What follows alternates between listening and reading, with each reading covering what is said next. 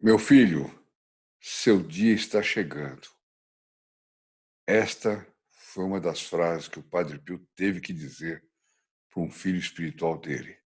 Olá, amigos e amigas da Associação Regina Fidei.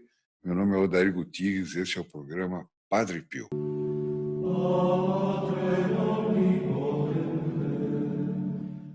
Hoje nós vamos ler uma história linda, muito bonita, realmente, apesar de ter um lado triste, mas tem um lado também poderoso de espiritualidade, uma coisa impressionante. E eu gostaria muito. Eu vou ler, então, o livro. Você que está chegando pela primeira vez no nosso canal, saiba que tem muitos vídeos, tem 800 vídeos, algo assim, sobre o Padre Pio para você assistir e conhecer tudo sobre a vida dele. É uma coisa. Tudo não, porque nós mesmos não conhecemos tudo e todos os dias a gente conhece alguma coisa que a gente não sabia. Mas aí você deve inscrever-se no canal, no botão inscreva-se, depois acionar o sininho e depois, quando você aciona o sininho, aparece lá, inclusive, personalizado, o sininho, não sei o quê. Procure o sininho que te avisa quando tem vídeo novo. Esse que é importante. Bom, e quando você fizer isso, seu nome, seus pedidos, suas intenções serão incluídos na missa da próxima quinta-feira. Não interessa quando você assistir, da próxima quinta-feira, tá bom?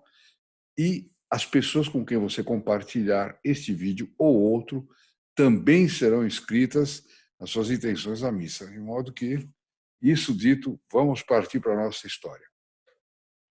É tirado do livro do padre Alessio Parente, Padre Pio e as Almas do Purgatório.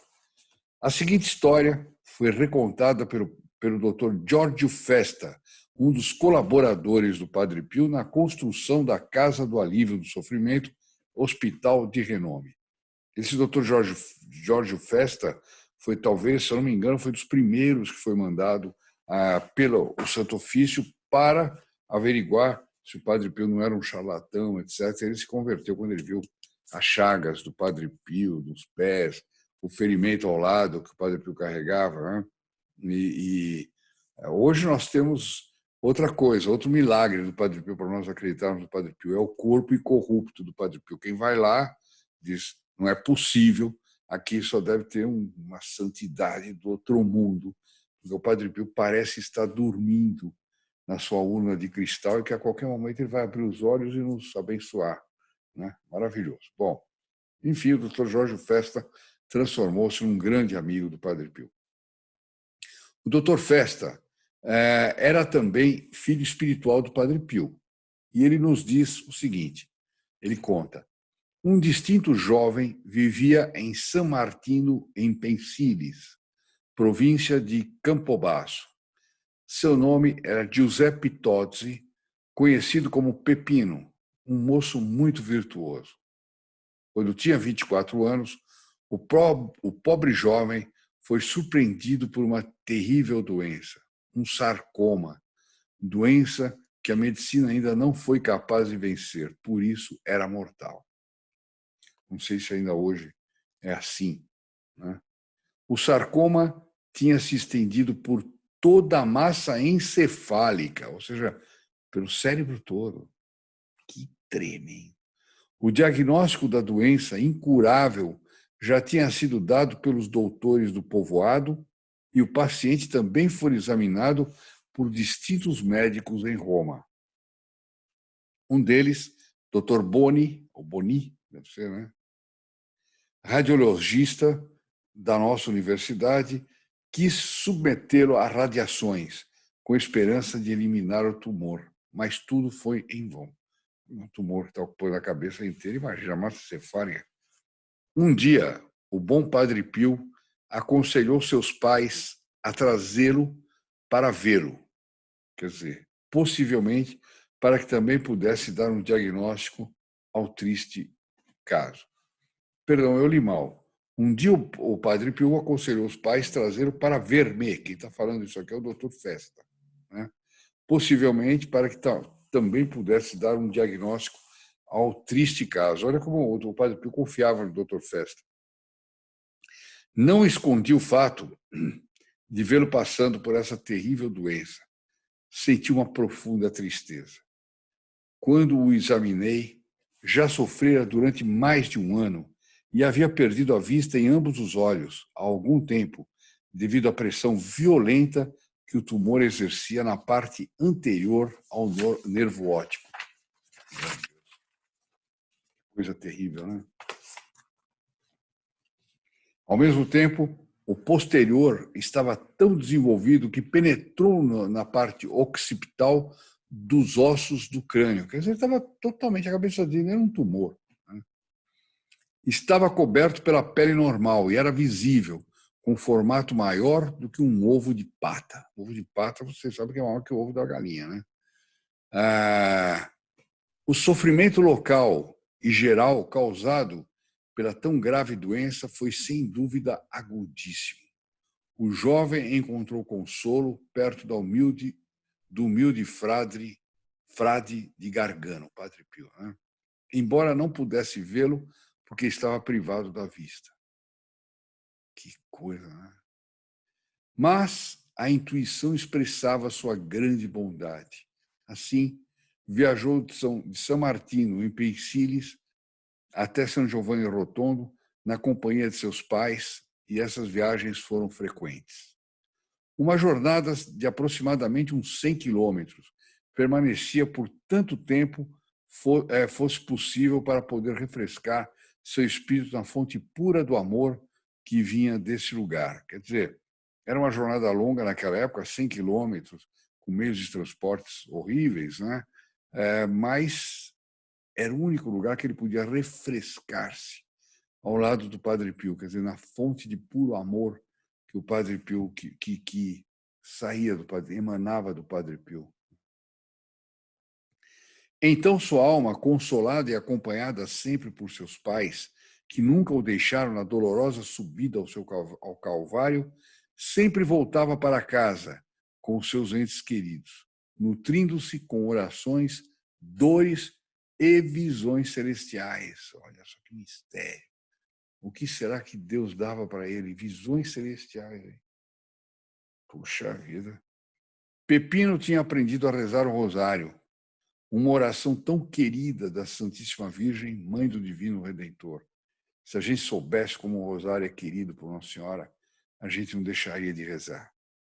Nossa Senhora disse em Fátima, nas 6 aparições ela mandou que se rezasse o terço. Ela nem mandou rezar o rosário, que são 3 terços. Né? Mas é tão simples rezar um terço, meu Deus do céu. E que consolos traz. Bom, toda noite chamava a família em volta dele, em seu quartinho, para que pudessem dizê-lo em voz alta, o Santo Rosário. Padre Pio era um excelente sacerdote, mas também profundamente humano. Nunca perdeu a esperança de sua recuperação. Quer dizer, o Padre Pio tinha uma visão sobrenatural do que estava acontecendo, mas ele era humano. Né? E ele gostava muito do rapaz, o rapaz era muito virtuoso, então ele nunca perdeu a esperança de uma recuperação. E vejam que coisa incrível, né? Ele diz assim, ao contrário, em certos momentos, seus pais me disseram, alegrou poderosamente ao jovem para que tivesse esperança. Mesmo assim, vocês vão ver o que aconteceu. O Padre Pio animava, tinha esperança, era o lado humano, não que ele tivesse um lado divino, como nosso Senhor Jesus Cristo, mas o Padre Pio era um ser humano. Ele tinha que ter essa esperança. Cada ser humano, embora tenha chegado ao topo de sua vida, sente-se fortemente atado à carne que está unida aos seus ossos miseráveis. Muito mais deve sentir o desejo de viver o coração jovem que apenas iniciou a explorar a vida, quem apenas começou a apreciar sua fragrância e em cuja vida, precisamente, começam a brotar as mais delicadas e perfumadas flores em sua imaginação. Esse jovem, no auge da vida dele, no auge que todo jovem tem, ele era atacado dessa forma. O padre, que tinha um coração de um homem, e quem sabia bem sobre essas coisas, sempre colocava esperança nele. todas as vezes que tivesse que passar por um novo tratamento dos doutores, ele colocava esperança. Olha só. Padre Pio o aconselhava a seguir com exatidão. Só depois, quando o experimento tinha falhado, Padre Pio deduzia: como vê, meu filho, foi um bom ensaio, uma boa tentativa, né? De maneira que possa dizer com segurança que não é... Vou fechar aqui o alarme, deixei o alarme.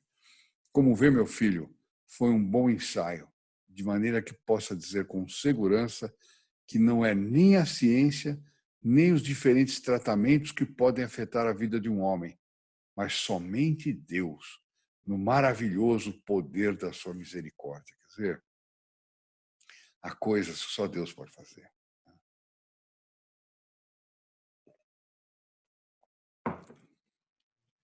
Desse modo, a alma do jovem, por meio das orações que o sacerdote de Gargano lhe havia ensinado, orações que foram ditas todos os dias e todas as vezes com total submissão de espírito, a misericórdia de Deus, pouco a pouco, permitiu-se preparar para o dia supremo. O sacerdote tinha clara visão do futuro de Pepino e sentiu que era sua obrigação informá-lo, com uma voz trêmula, indubitavelmente de emoção e possivelmente interrompida por soluços reprimidos, que o grande dia que o Senhor havia decidido chamá-lo em direção a ele estava perto e que por isso deveria estar preparado. Nossa, deve ser duro dar uma notícia. Se bem que o rapaz, com tanto tempo sofrendo isso, já devia imaginar por onde as coisas iam, né? Mas, de qualquer jeito, sem o menor incômodo e com um sorriso submisso em seu lábio, o jovem respondeu: Senhor, seja feita a sua vontade e não a minha. Olha que lindo. Esse rapaz aqui morreu em odor de santidade, provavelmente. Recebeu o último terno abraço do sacerdote e voltou, como de costume, de carro, na companhia de seus pais. Foi a última vez que ele viu o Padre Pio. Quando chegou em casa, deitou-se na cama e ocasionalmente se queixava da sensação estranha na cabeça, como se fosse explodir. Sinto que a minha cabeça vai estourar, dizia a sua família, que o assistia. Depois, permaneceu em silêncio e compenetrou-se em oração fervorosa. Isso durou pouco mais de um mês. Nossa, ainda durou tempo. Então, quase sem saber sem saber os presentes, as pessoas que estavam lá, deu seu último suspiro como o beijo do Senhor. O fato que as dores de cabeça que sofreu foram realmente atrozes foi demonstrado depois de sua morte. Os danos presentes na região posterior da occipital, que tinham observado anteriormente em Roma e dos quais, como já disse, o tumor sobressaía, estava significativamente grande. É sempre o doutor, esqueci o nome dele, Jorge Festa, que está relatando, está claro? Bom, justifica bem o que ele sentiu quando dizia: sinto-me como se meu cérebro estivesse a ponto de explodir. Essa lamentação, no entanto, repelida, muito rara, perdão, essa lamentação, no entanto, repetida muito raramente. Olha que sofrendo isso, ele raramente falava isso. Quer dizer, ele devia falar quando chegava num grau de... durante os dias seguintes, não porque o seu martírio tenha sido aliviado em algum grau, certamente não foi o caso, mas para não importunar seus pais e parentes que o amavam ternamente e que naturalmente ficariam profundamente angustiados. Olha o que o Padre Pio faz de transformação numa alma, né? O poder do Padre Pio de transformar uma alma. Ele pode fazer isso conosco.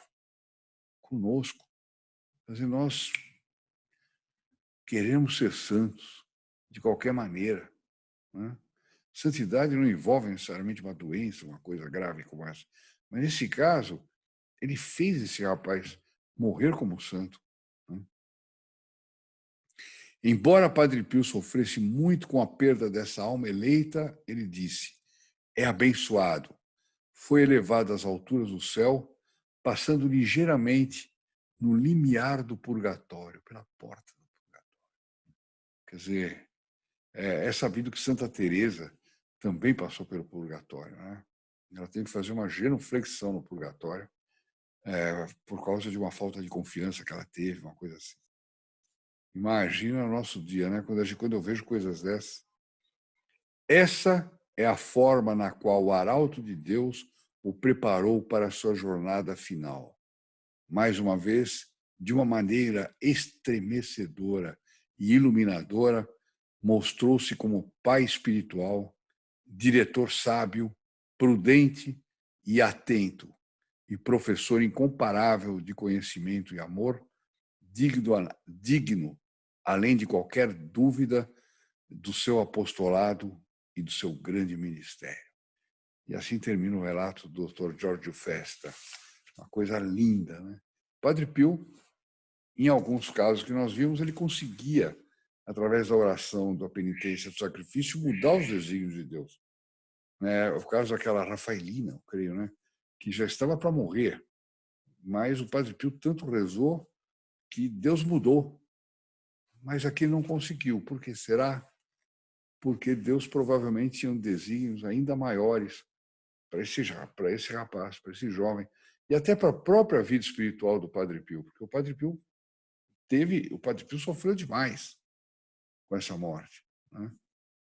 Mistérios que nós vamos descobrir no dia do nosso juízo, no dia do juízo universal, onde tudo ficará revelado, né? E nós saberemos todos esses detalhes. Né?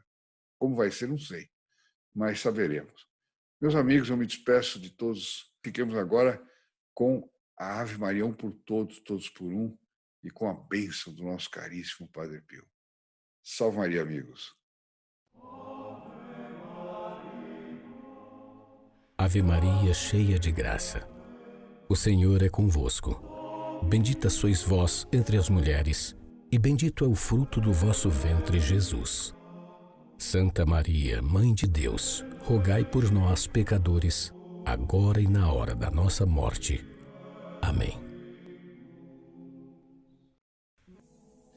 In nome del Padre, del Figliolo e dello Spirito Santo, e così sia. Sia lodato Gesù e Maria, e buonanotte a tutti.